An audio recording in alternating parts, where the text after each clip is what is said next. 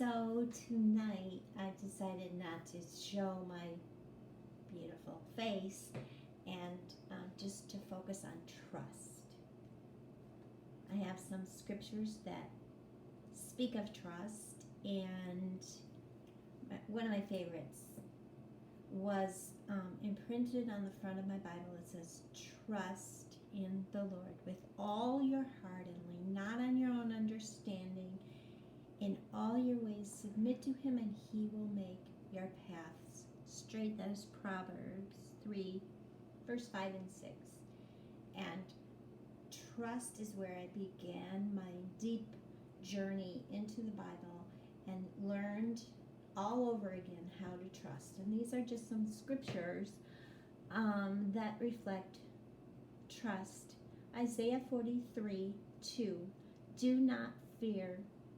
I have redeemed you. I have summoned you by name. You are mine." That is so good. You are mine. So just belonging to the Lord just brings so much trust. Nahum 1:7. "The Lord is good, a refuge in times of trouble. He cares for those who trust in him." So there we are in times of trouble. He cares for those who trust in him. Mark 11:23 and 24. "Truly I tell you," and I love in the Gospels how Jesus began much of his preaching with that phrase, "Truly I tell you," and everything that he said to them was just God's truth. "If anyone says to this mountain, 'Go throw yourself into the sea,' and does not doubt in their heart, but believes what they say will happen, it will be done for them. Therefore, I tell you, whatever you ask for in prayer, believe that you have received it, and it will be yours." That is really a whole big bunch of trust there. To trust that what you pray, if you believe that you have received it, it will be yours.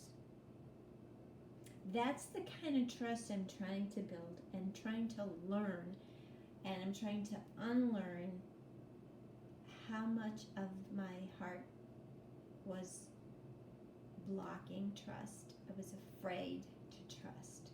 So trust and fear are really interlocked tightly.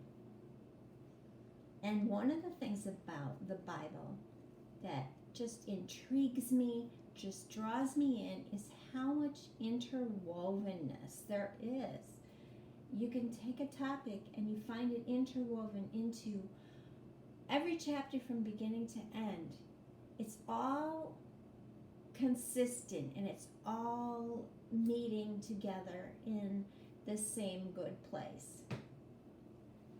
1 John 5 verse 15, another concluding affirmation of God's promises. We talked about God's promises, and 1 John 5:15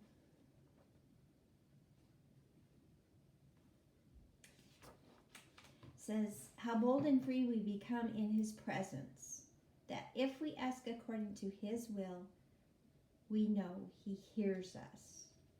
So it's a promise that he hears our prayer if we ask according to his will. Psalm 53 verse 3, "When I am afraid, I put my trust in you." So especially when I'm afraid.